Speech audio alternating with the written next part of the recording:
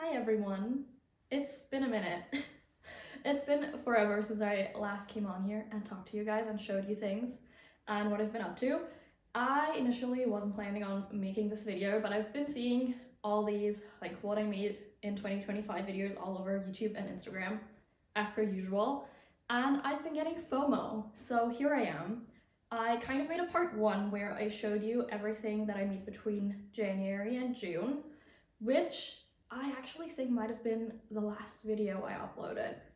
I know I've been very quiet on here, I've just been very busy, and I will talk a little bit about all of that, like what's been going on at the end of the video, just in case you're not interested in that. I will talk about all my knitting and everything first. Yeah, if you're curious to hear where I've been, just stay tuned until the end of the video, or maybe skip there. I will put a timestamp down below. I only have about 30 minutes to film all of this, so yeah, I'm gonna jump right in. I'm gonna first show you everything that I made in the second half of the year. Then I thought it would be fun to talk a little bit about the pieces from the first 6 months that I've worn the most, because like I've had half a year now to kind of see what I was using a lot, so I'm gonna talk about that real quick. And then lastly, as I just mentioned, I'm gonna give a little bit of an update on where I've been. I don't know if anyone cares, but yeah, I thought I'd just talk a little bit about that and about 2026 and what's coming up. Let's jump right in. I honestly don't really remember the order in which I made things.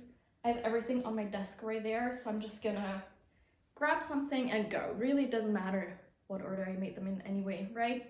I'm gonna start out with kind of the summer pieces that I made. I feel like that makes sense, right? I guess those are the ones that I made kind of more towards July. Then I'm just gonna transition into more like fall winter things. This is one of the pieces that I made in summer. I think I finished this in July because I wore it to my Paris trip where I went to see Stray Kids. That was fun. I went with a friend. We spent a few days in Paris and I wore this. This is the Evity. Sorry, my timer just went off. And I also realized there's a lot of shadows going on behind me. I hope that doesn't distract you. I don't really know how else to set up the camera because it's really dark and like sad outside today. Anyway, I was talking about how I don't remember the designer of this shirt. I will leave everything down below. It's been quite a while for some of these pieces, so I don't really remember all of the details, but you will find them down below if you're interested, and I'll also link my Ravelry, which has all the information. I made this out of, I want to say, Lana Grossa Zofio. It has 2 different names, this yarn, and I honestly just bought it because it was on sale at my local yarn store and I love the colors, so I nicknamed this my watermelon sugar tea because it's just like watermelon colors. I think it's really fun. I actually love that you can throw this in the wash. I usually use non-superwash wool, so most of my things I have to hand wash, but this one I thought if I want like a summer piece, it's actually kind of neat that I can just throw it in the wash and I don't have to do that by hand, so that's really fun. I really like how it turned out. I like the stripy moments. Stripes have been all the rage, I know. It's definitely a very out there shirt, like with the stripes and these bright colors, but I think it's quite fun and I have worn it quite a bit. So yeah, this was one of my summer pieces. Let's keep going. Should I rate them again? I think I did that in my first video. I would give this a solid 7 out of 10, I think. It was really fun. I like it. Another one of my very fun summer knits this year was this sorbet sweater or sorbet pullover by Knit. I really like it. It has this like drop stitch design. It's really light. You can layer it. I wore it quite a lot when I went to like the public pool in summer, and I just wear it over my bikini as kind of like a cover up on my way there and back. And yeah, it's really fun. It's very bright again. It's very summery. Looking back, maybe I should have made it in like kind of a more toned down color because it's more wearable. I don't really wear this bright yellow a lot, but it's still very fun, and especially for like summer days at the beach or something, this color is very fun again. This is the Hobie 8-4 cotton. I think it was the rainbow cotton, I'm not sure anymore. But it was my first time using it and I was quite happy with it. I don't really work with cotton a lot, but again, I thought it would be nice to have something that I can throw in the wash. And yeah, I think for like an open summer piece like this, cotton just made sense. It didn't really make sense to make this out of like a non-superwash wool, you know? So I've definitely been branching out into more different kinds of yarns this year, I think, instead of like only buying drops for everything. And I think that's fun. I would definitely use this yarn again for summer pieces. I think it was great to use. And yeah, I really like this piece. It has kind of an asymmetric hem. Really fun pattern, really fun color. I wore it, I would say not a bunch, but that's also because I made it towards the end of the year. Like, not the end of the year, towards the end of summer, so I just didn't have that much time to wear it. But yeah, overall, really happy with this again. I would give this maybe a 6 out of 10, just because of the color, because it's just, I don't know, I love this color. I think I do this a lot where I buy yarn in colors that I like without thinking about whether it's a color that I like to wear, because basically I only wear very sad neutrals, right? I very much gravitate towards white, black, and gray, and a little bit of red, and then I buy all this beautiful yarn in very wild colors, and then I realize I just don't wear it. So really this year I'm trying to wear or like make more muted colored things, because it's just every time I'm like, I'm gonna wear this, I'm gonna make sure I wear this, and like I branch out and stuff, but I don't branch out. I'm just uncomfortable wearing stuff like this, so I think it's gotten to a point where I should just accept that I'm not someone who wears bright colors, and that's fine.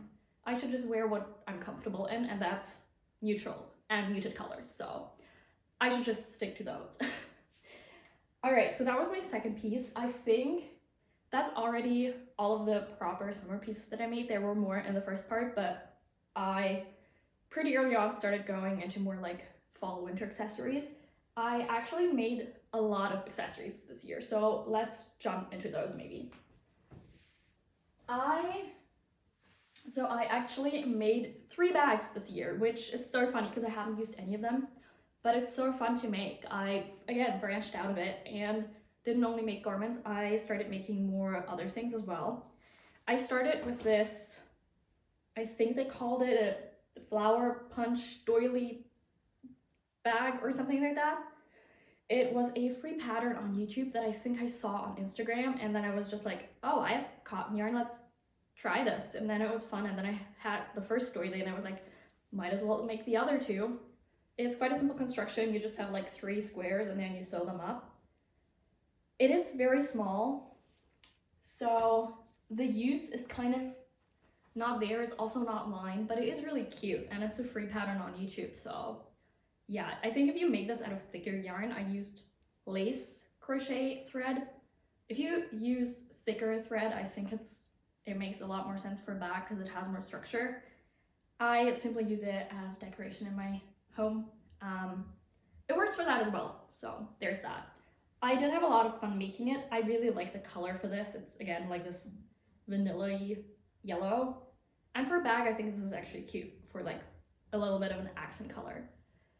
But yeah, maybe I'll use it next summer, I hope. Other than that, it just usually stays here and looks pretty. The second bag that I made is actually sewn. This is a pattern by Moon Archive, and the name escapes me. It's egg something bag or something like that. It has a really wide strap that is folded down, which I really like. I think it has a nice size. Again, I don't really use bags this size a lot because like most of the time I'm just leaving the house to go to school, and then this is way too small. And yeah, other than that, I don't leave the house. So not really a lot of places I could use this, and also it's not closed.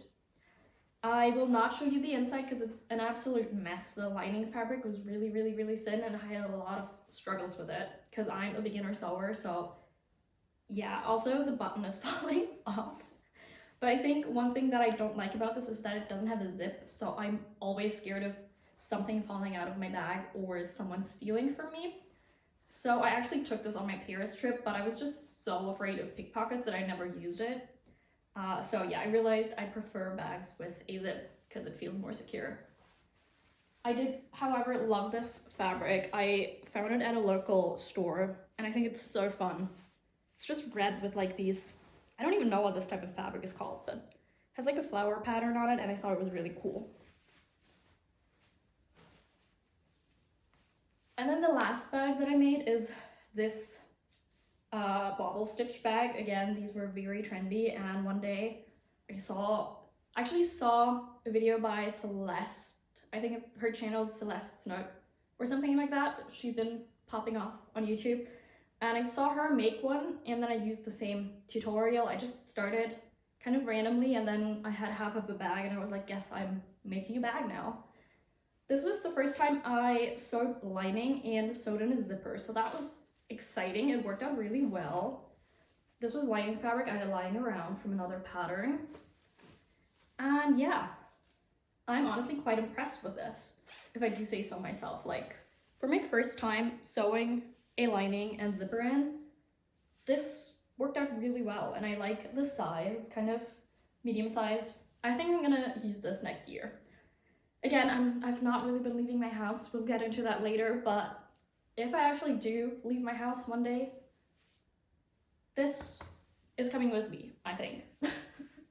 I have one more tiny accessory, which is another ripcup pouch. I've made several of these, and I just made another one with another piece of scrap.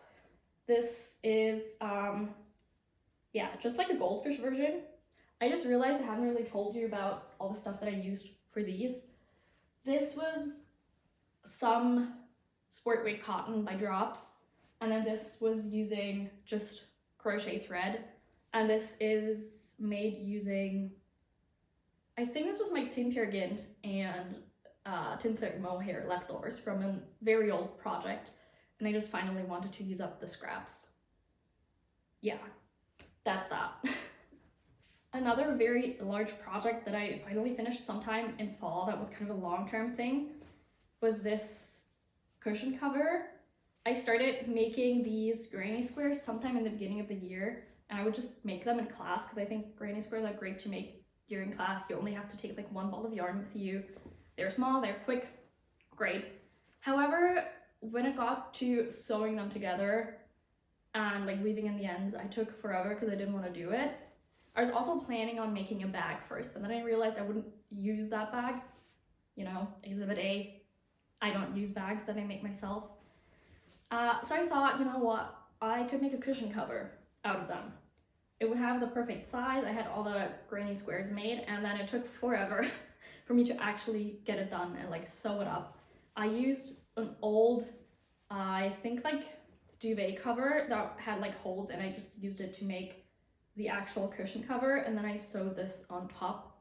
Wait, it has an opening somewhere. So it's open here, and then like it folds. It's one of these, and then I just sewed this on top so there would be fabric behind it. Again, it was pretty simple, just time consuming, but I had a lot of fun making the squares.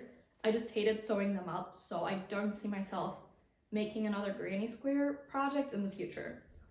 I mostly started making them to use up this yarn, which is just random cotton yarn I've had in my stash for years, and I didn't know what else to make out of it anymore. So yeah, it was great for that, great for stash busting, but will not do that ever again, I think. Moving slowly into more fall clothes. I know this isn't like super fall-like, but it is made from wool, and I have been mostly wearing it like in fall winter. This is the Muta by Una Kiel. It was also kind of, it had its moment. It was kind of viral on Instagram, at least in the area of Instagram where I'm usually at. So yeah, this is like, again, very trendy with like the cinched in waist, I think. And also the neckline. It's really simple construction. It's really fun. I actually made another version of this first with a different yarn, but I was playing Yarn Chicken, and about half of the way through I realized my yarn would not be enough. If you're on Instagram, you might have seen one of the reels that I made about it, and yeah, I did not end up having enough yarn, so I didn't frog it. I just took it off the needle, stuffed it in my yarn box, and cast on with another yarn. This is Knitting for Olive Merino in Licorice, and then I held that with Lana Grossa Zetasuri, also just in black. This is the point in the year where I started realizing, okay, maybe wild colors aren't for me. I should be a bit more responsible and actually think about what fits into my wardrobe and what I like wearing. So yeah, I got black, but I think it fits the vibe of this shirt quite well. It's like elegant and fancy, so this doesn't have to be in a screaming colorway IMO. Yeah, I really like it. I haven't worn it too much because there is one issue that is basically just a me issue, which is that I don't have a lot of pants that are cut low enough. So most of my jeans are high-waisted and then they go up to like here, and it looks really weird with a tight top over it like this. Because you know, this cinches, and then when there's jeans underneath, it bunches up weird. So I can't really wear it with all of my jeans.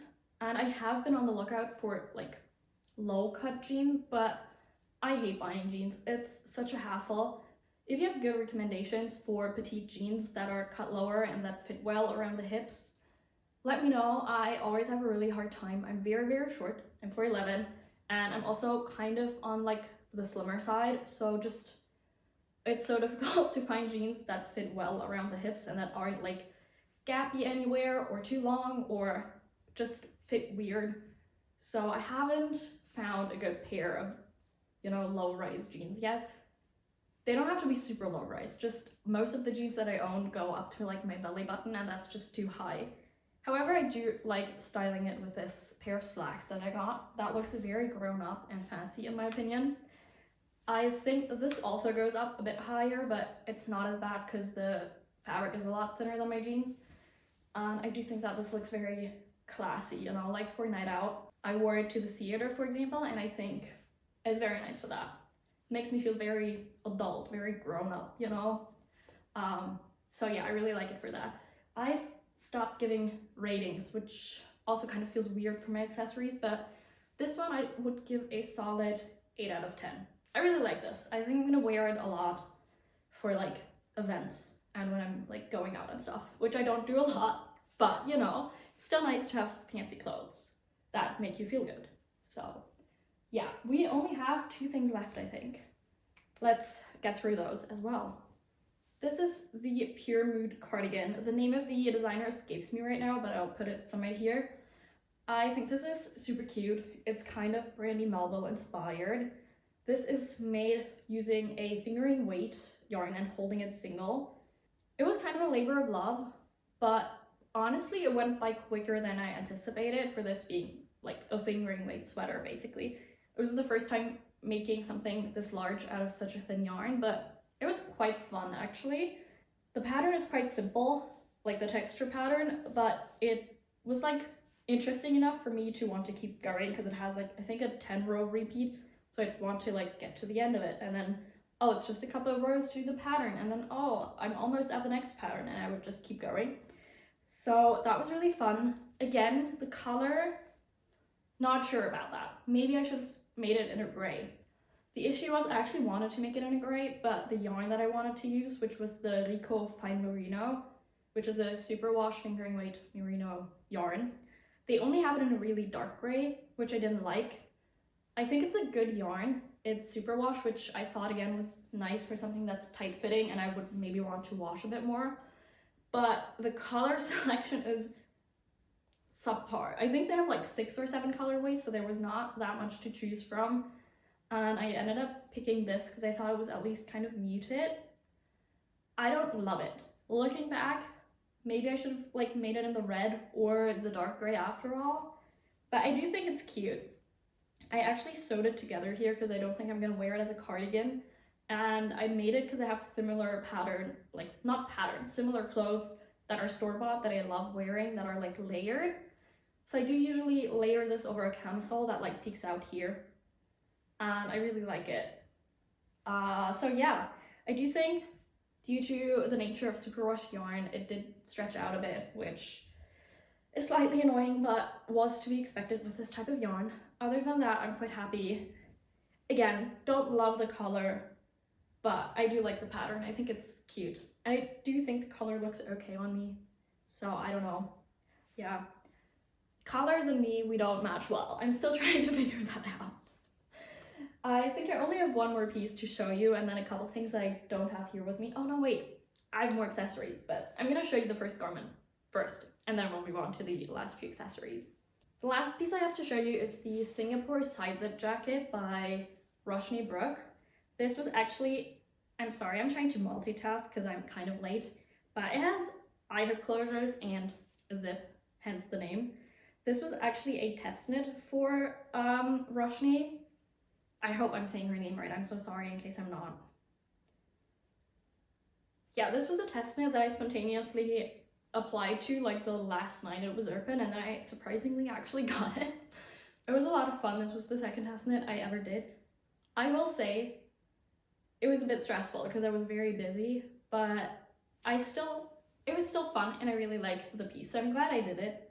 I made this using scraps that I have from Drops Lima, and I held it with Drops Kit Silk, and then I dyed it with black. I used mostly the sage color for the Drops Lima. Actually, I think only the sage color, and I dyed over it with Simply Cool, like the black dye. It didn't turn out black, it turned into like this gray green color, which I'm not mad about. I actually think it's kind of cool. And yeah, she makes a bunch of made to measure patterns, and this is no different. This is also made to measure, which was actually, I think, my first time making a made to measure pattern. There were a few issues during the test, as to be expected, so I had to rip back a few times, but yeah, I really like the way it turned out. It's like kind of short, and it has a two-way zip. This was actually also my first time installing a zipper. It was stressful, but it worked out in the end. And then I did hook and eyes for like the side splits. And yeah, I think it's really fun having like the two-way zip.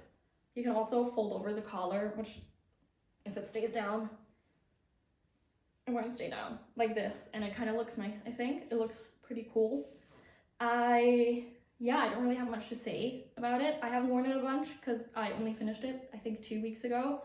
And yeah, I've actually, you know what, I've worn it quite a bit considering I only finished it so recently. So yeah, I'm gonna link her Instagram down below, and if you want to know when this comes out, follow her, and also maybe follow me. I'm gonna try to post about it when it comes out, and like post more of the pictures that I took. So yeah, if you're interested in this, I think it should be out relatively soon. The testing has ended now, so yeah, stay tuned for this. I think it was a well-written pattern. Again, first time making something made to measure, which was a bit challenging for sure, but I think it turned out really well, and like you can choose a bunch of different things, like you can customize it, which is really cool. And I don't think I've ever seen a pattern with this many customization options. So yeah, that was really cool, and it made it possible that I got something that I like exactly the way that I wanted it. So yeah, this one also I would say gets an 8 out of 10. I'm really almost done now. I only have a couple of things to show you left. That was not English. I only have a couple things left to show you. I only have 2 things left to show you, which the first one is this Sophie shawl. I almost hopped on the trend train and did the Sophie hood, but then I realized, you know, how long are we going to be wearing these hoods? I don't know. I feel like they will look dated in like 2 or 3 years, whereas a shawl is just timeless, and I can still wear this. Like, I wear it like this a lot, which is basically a hood, just that I can also wear it as a shawl. Again, I've been trying to be a bit more intentional and actually think about what I'm making instead of just making what I see on Instagram. So yeah, making this shawl just seemed a lot smarter to me because I can wear it several ways. It kind of does the same thing as the Sophie hood, and I already kind of had the pattern. I used the Sophie scarf pattern, but it's pretty much the same thing as the Sophie shawl. You just use a different gauge, which is public information on like the info page for the Sophie shawl, and then you change the increase rate a little bit. So yeah, I just used my Sophie scarf pattern and made the Sophie shawl. This was made using leftover Drops Lima in natural that I had, and then this hand spun yarn that I got at a local like yarn festival. And I sadly don't know who made it. Like on the label it didn't say a name or anything, and I don't remember the stall. So yeah, this is just mystery hand spun yarn, and it's in this like pretty rainbow colors, and I made it like, is it dip dye? Because like both of the ends are like colorful. I don't know. I didn't have enough yarn to make the whole thing in this color, so I just mixed them, and I really like it. And the very last thing, which is actually kind of cheating because technically I finished it on the 1st of January, but I'm going to include it anyway, is the Oslo hat. I use Knitting for Olive Merino in the Red Currant colorway, both the merino and the soft silk mohair. Then because the soft silk mohair has less meters than the merino, I used a little bit of like a white or cream colored silk mohair that I had left over. and I kind of like did it where you wouldn't be able to see it. Did I say the pattern? It's the Oslo hat by Petite Knit. I've made a couple of these before, and it's a good pattern. Now, this is itchy. I had very high hopes. Usually I don't find soft silk mohair to be itchy, and I'm pretty like not sensitive to wool, but this is itchy on my forehead. I don't know what I'm gonna do about it. I have been wearing it anyways because it's been like minus 10 degrees where I live. So yeah, I've been wearing it anyway, but it is itchy. Maybe I'm gonna unravel it and make something else out of this yarn, but it's only one skein each, so there's not that much else I can do except maybe a scarf, but that's gonna be itchy too. I don't know. Maybe I'm gonna ask friends if they want it, if they're less sensitive to wool. I'm not sure. Maybe I'm gonna get used to it, but for now, it is what it is. I love the color. I really wanted something in this color, and I love the fuzziness. I love the way it looks and everything. It's just uncomfortable. But yeah, I'm gonna figure something out, I'm sure. This was the last thing. Technically the first thing I made this year, but whatever. The last thing for this video. Actually, I do have a few more things that I made, but that I gifted, so I don't have them anymore. I made a pair of Mitsu socks for my mother. That's a pattern that I also made in the beginning of the year for myself, and I made her one pair. Again, I've been trying to use up some scraps, so I used up old sock yarn that I had and made her a pair of those. Then I made another Oslo hat, also out of scraps from my seemingly unlimited stash of Drops Lima, and I made that for my brother. And then lastly, I sewed an apron for a friend. I actually had a lot of fun sewing it. It was pretty simple. Like, it had a lot of straight lines, which made it a great, like, I can't think of the word right now, but it was very simple, which made me happy because it finally went well. Usually I struggle a lot when sewing because I'm still a beginner, and then like I want to do fancy things, but then it doesn't work out well because I'm not good at it yet, and I get frustrated. But that was just very straightforward, very simple, good just to practice clean lines, and it turned out really well. Honestly, it turned out much better than I anticipated. I changed the pattern a bit, like I made it double-sided, and I really like the way it looked. Honestly, that's probably the thing I'm most proud of that I made in the past 6 months. I do have a silly little video. I'm not sure if I'm going to include it, but maybe you will have seen it here right next to me just a second ago. So yeah, that's everything that I made in the second half. I really need to go. So you know what? Maybe we're just going to see each other again later, and I'm going to talk about everything that I made in the first 6 months, like my favorites from them, and also, you know, the year in general, how it's been and what is gonna happen in the next year. Maybe I'm just gonna film that later, and you know, we're just gonna chill on the couch for a bit and get cozy and talk a bit. But yeah, if you're just interested in what I made in the past year, this has been it. Well, this and the first part of the video that I will link. I really have to go. Some things never change. I feel like I always was on just on my way out when I was filming regularly. Like, I always did it. I was always in a rush is basically what I'm trying to say. So yeah, some things seemingly never change. And once again, I have to head out. So I will see you later, hopefully. Bye. Hey guys, it's a couple of hours later. As you can see, I'm back home again. I did in fact miss my bus and was 15 minutes late to meeting my friends, but I made it there. It's fine. And now I'm back home. I'm also happy to announce that I'm trying to do new things. So I finally took this bag with me and used it for the first time. And yeah, what can I say? It's a bag, but it's really cute. So I'm happy that I finally used it instead of using the one bag, like the Uniqlo bag that everyone has that I've been using whenever I go out, which I really should be using all the other cute bags that I have, especially the handmade ones, and showing them off, you know, instead of just using the most simple and basic one that I usually use. Anyway, that was fun. I feel like it fits the vibe. We have snow lying out there right now, so I feel like this fits like the winter vibe. Great. Now that we've talked about that, I also wanted to kind of go through what I've made this year, or rather like the top things that I made this year in terms of how much I actually wore them and how well they actually fit into my everyday life. I think I'm kind of gonna split this into like the first half of the year, like what I made then, and then the second half of the year. I would say for the first half of the year, the piece that I by far wore the most was probably my Sevilla blouse. Back in that video, I think I already mentioned how that yarn just keeps growing because it's a linen yarn, and I do think that's still something that annoys me about that piece. But other than that, it's just super wearable. I just wore it so much, just throwing it on over like shorts or jeans. It just kind of, it's very simple. I feel like it was chic enough to wear it to like the office, but also basic enough to wear to class or like to hanging out with a friend.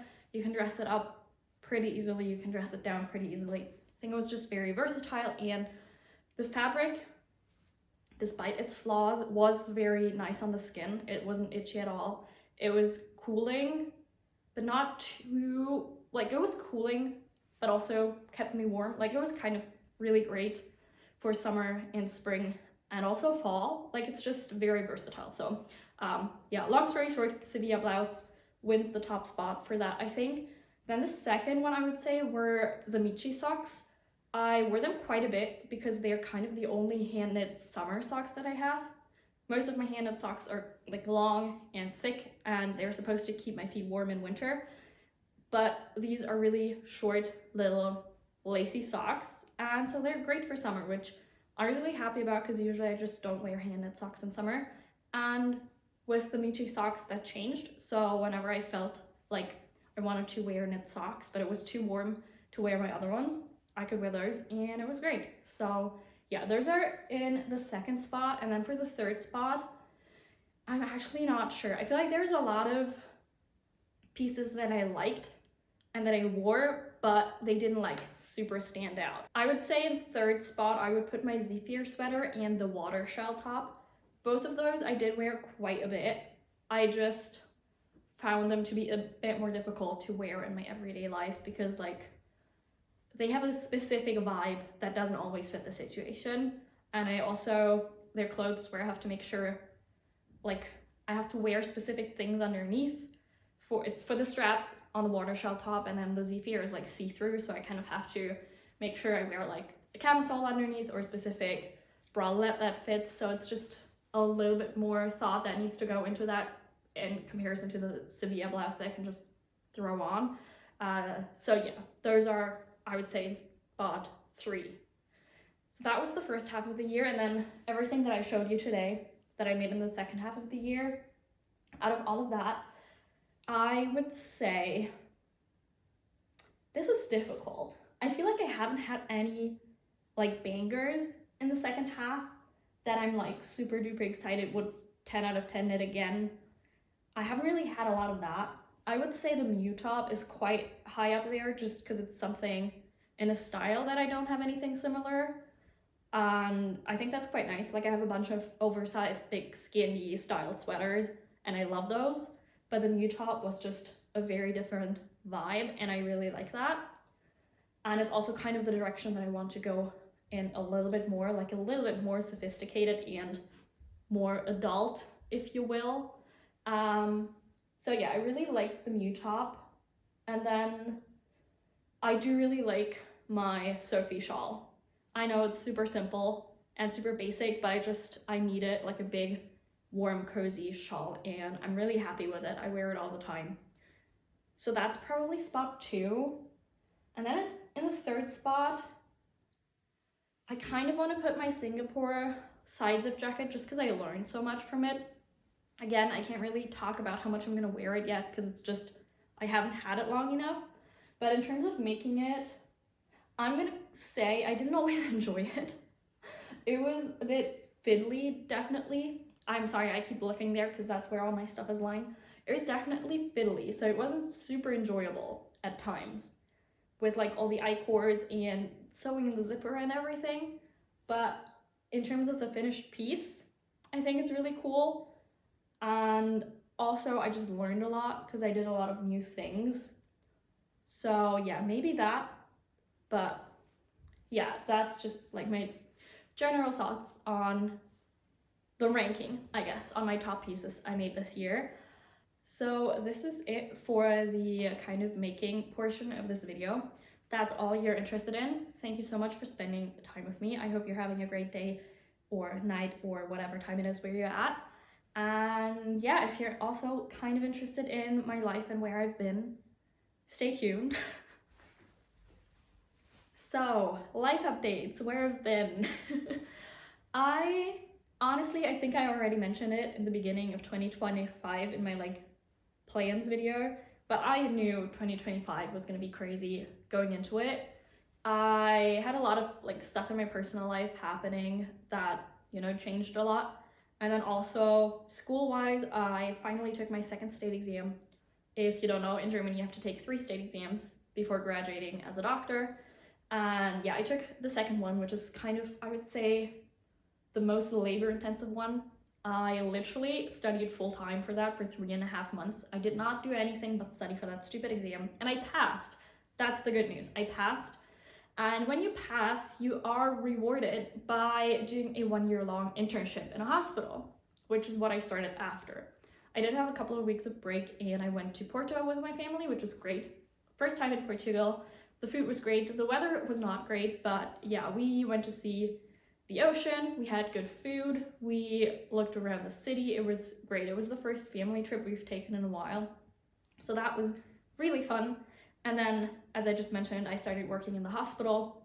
We have to do a full-time internship at the hospital for almost 1 year. It's 48 weeks. And that is just, it's been stressful. I know there's some hospitals that are a bit more chill, but the one where I'm at, it's quite demanding. So that's just been taking up all of my time really for the past 8 weeks. But yeah, it's just stressful. I'm at the hospital 10 hours a day usually, 9 on a good day, but yeah, most days are kind of 10 hours. And breaks are sporadic, I'm gonna say. So it's just been a lot. It was anticipated. I knew it was gonna be a lot, but it's just a lot. It's the reality. And I haven't really had the brain capacity throughout all of this to do much outside of work and trying to stay sane really. So yeah, that was my 2025, and going into 2026, I don't really expect much to change because, as I just mentioned, this internship is 1 year long. So I'm gonna be doing it all the way through to October. And then once I'm done with that, I will have a little bit of time to study. Then I'll take my 3rd state exam, and then I'll graduate in December. So yeah, 2026 is pretty much all set. I already know I'm just gonna be busy with school and work, and it's just gonna be a lot. I'm aware of that. I'm also gonna attempt to find a job because I just like to have a job when I graduate. I'd like to have a job lined up already. And I'm also gonna try to write my thesis, which we're not gonna talk about how that's going because it's just not going. Let me tell you, doing research while also working full-time is not easy. And yeah, I'm just not made for this life, I think. I know there's people who do it. I'm not one of them. I'm just not. I'm too soft for this life, I fear. So kind of, I feel like the outlook for 2026 is kind of bleak. I'll just be working and working and working more. However, there is one exciting thing, which is that I'm gonna be in Korea for 2 months. How fun! So during this internship, we do have the option of doing it abroad or doing parts of it abroad. And so I have decided to go to Korea for 2 months and do part of my surgical rotation in Korea, which is super cool. I'm super excited. I haven't been back there since studying abroad. So yeah, if you've watched my channel for a while, you may know, or maybe you don't know, but I studied abroad in Korea in 2023, which is crazy. That was 3 years ago. And yeah, I'm finally going back. This is the first time going back since then. I'm super excited to see my friends again. I'm super excited to be just there again. I can't even tell you one specific thing that I'm excited about because I'm just so excited in general to be going back. I'm also super excited to actually see hospital culture there. I know that's super niche, but I just think it's gonna be really interesting to see the healthcare system of another country, and especially Korea. So I'm just super excited to see what kind of the day-to-day in a Korean hospital is like. Yeah, I'm ready to have my own little hospital playbook moment, or whatever the show is called in Korean. I'm gonna try to hopefully film some of that. I'm honestly not sure how well I'm gonna be able to film in Korea, how much time I'll have, if I'll have time to edit, all that stuff. I don't even know if anyone's interested, because I am aware that this is not a Korea-based channel, it's not a medicine-based channel, it's not a medical student diaries channel. This is mostly a channel for my knitting and sewing and crafting. So if you're not interested, do let me know. But if you are interested, also let me know.